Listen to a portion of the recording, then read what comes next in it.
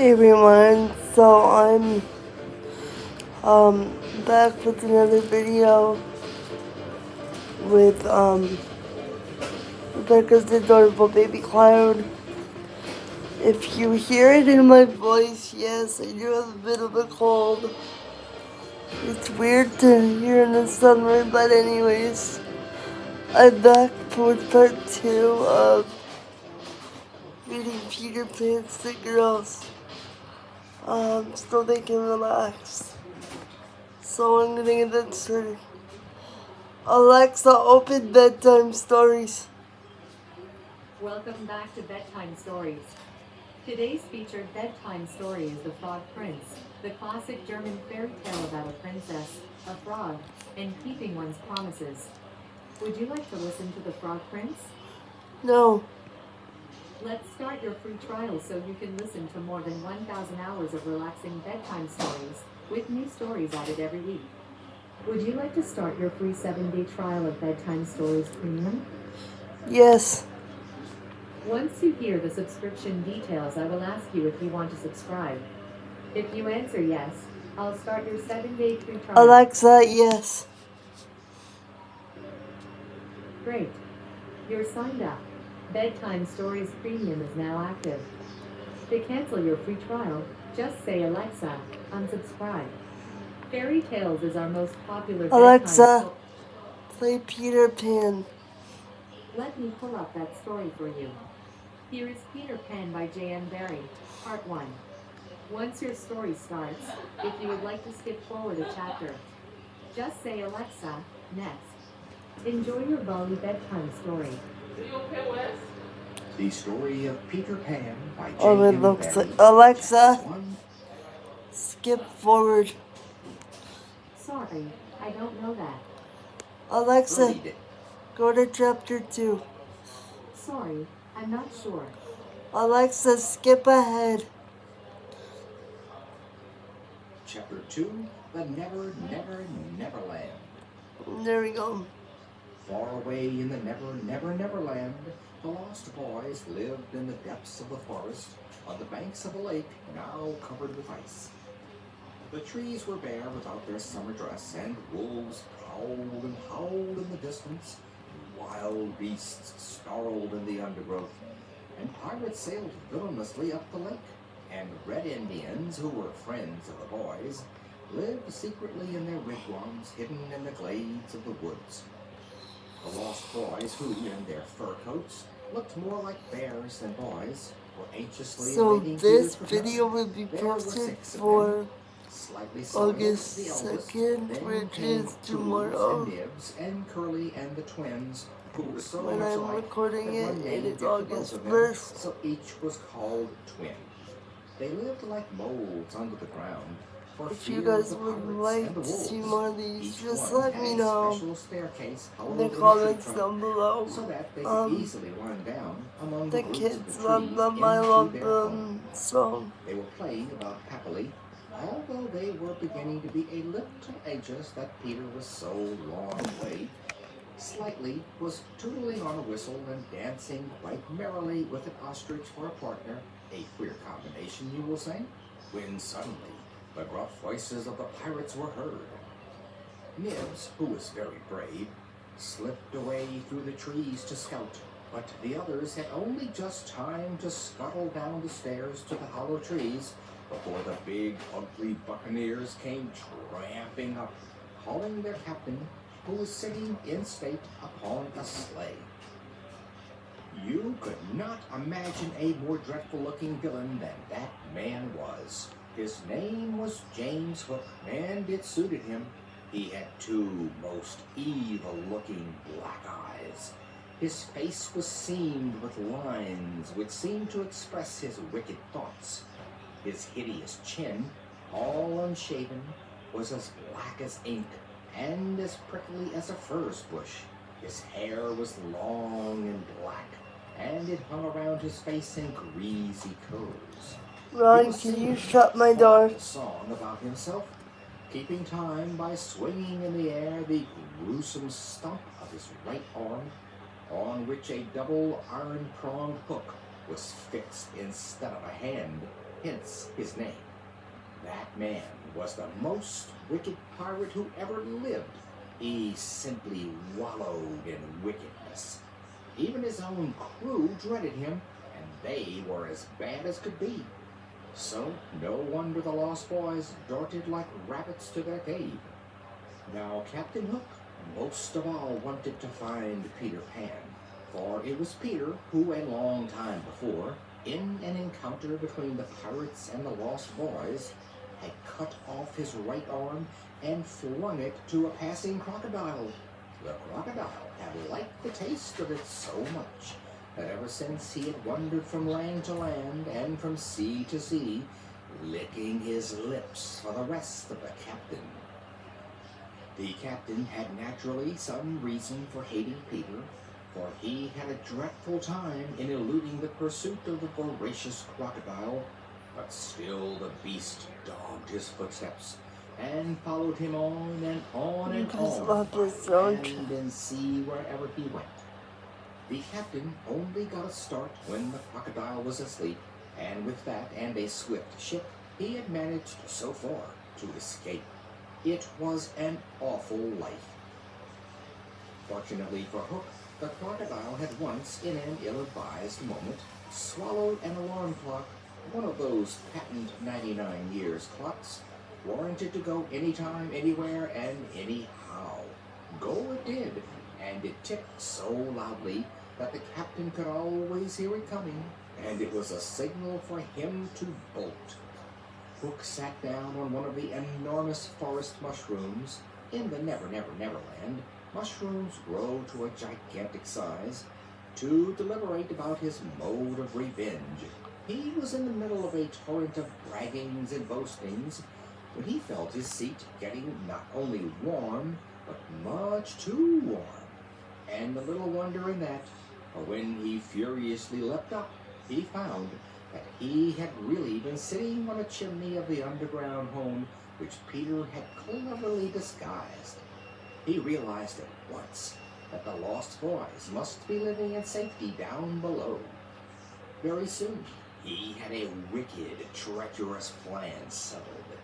He determined to cook a huge, rich cake with beautiful green icing and a poison inside. He was sure that the Lost Boys, who had no mother to look after them, would eat it greedily and die with awful pains inside.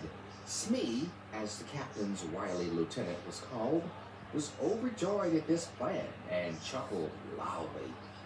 "Shake hands on it," said Hook, but Smee did not want to and begged to be excused. "Paw, Smee, paw," said the captain in an awful voice. So Smee had to take the horrid Hook in his hand, and they both danced around while Hook sang with diabolical grimaces. "Yo-ho, yo-ho, when I say paw, I fear they're overtook. Not left upon your bones when you shaken hands with Hook." Just as he was gloating over his pleasant scheme, a queer sound was heard. Just so you like guys a know, I don't know concrete how coming nearer much and of nearer this through a body I field. will get done, but probably all of it. Tick-tock. "The crocodile! The crocodile!" the pirate captain yelled, and in a moment was flying for his life. The pirates had scarcely disappeared in the depths of the forest when the Indians crept silently up in pursuit of them. Tiger Lily, their chieftainess, was at their head, now running swiftly under the trees, now listening with her ear to the ground to know where her enemies had gone, for like Tinker Bell and Wendy, she loved Peter Pan, and his enemies were her enemies. The Redskins slid along, following the pirates with steps as quiet as those of a beetle crawling through the grass.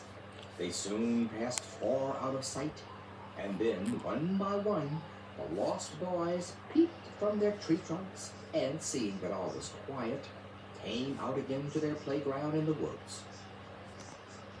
But their safety did not last for long. A fierce barking of wolves was heard, and Nibs, who had gone off by himself, rushed quite out of breath into the midst of the boys, closely pursued by a pack of lean and hungry wolves.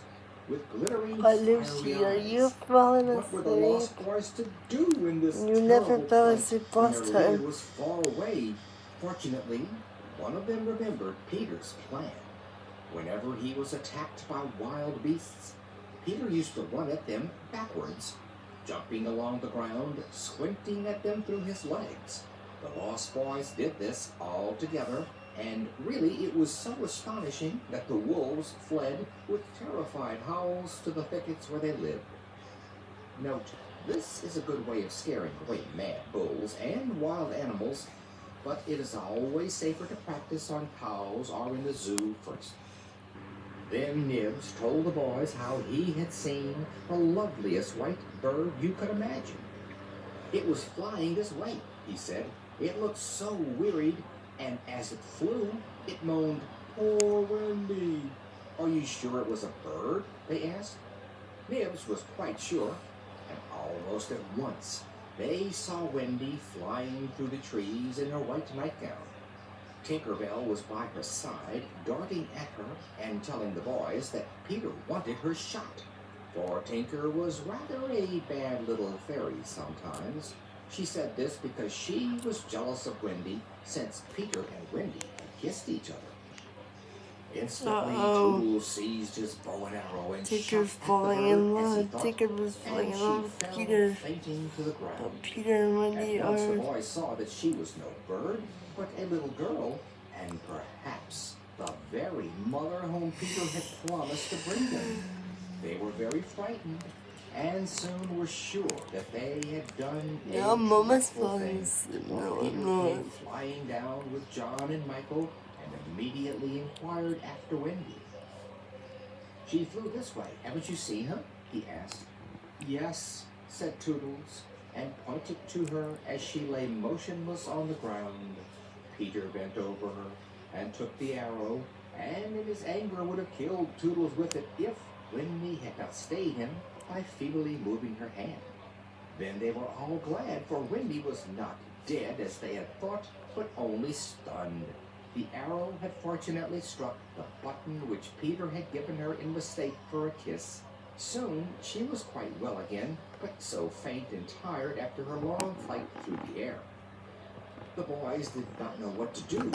They did not like to carry her down into the cave, as it might not be sufficiently respectful, so they planned to build a house over her, only they did not know what kind of house to build. Then Wendy sang in her half-sleep the kind of house she wanted. "I wish I had a darling house, the littlest ever seen, with funny little red walls and roof of mossy green." And the boys fetched logs out of the forest and a grate and a rug from the underground cave, and built a beautiful home for her out of wood and tarpaulin and make-believe. They made a chimney out of John's tall hat, which he had been Londony enough to bring with him, and they made a splendid knocker out of the sole of one of Toodles's boots. When it was finished, it was built round Wendy as she lay on the ground. Peter knocked solemnly at the door, and Wendy opened it and came out, very pleased and happy. The lost boys knelt before her and begged her to be their mother and tuck them in at nighttime and tell them stories before they went to bed. She said that she was not quite sure if she could, but she would do her best if only Peter would be father, and that now, if they liked to come in, she would tell them the story of Cinderella. In they bundled, one after the other, to listen to the tale. And they were so big, and the house was so small, that they must have been packed like sardines inside. But a sort of cozy feeling like that was, I expect, just what they wanted, and they were very happy. The evening fell softly down on the forest, and the shadows rose, so that everything was dark and still, save for the occasional baying of a wolf. Lights were lit in the little house, and at last, when it was quite night, Peter came out with his sword and walked up and down like a sentry to guard the new little mother he had brought for the lost boys. End of chapter 2.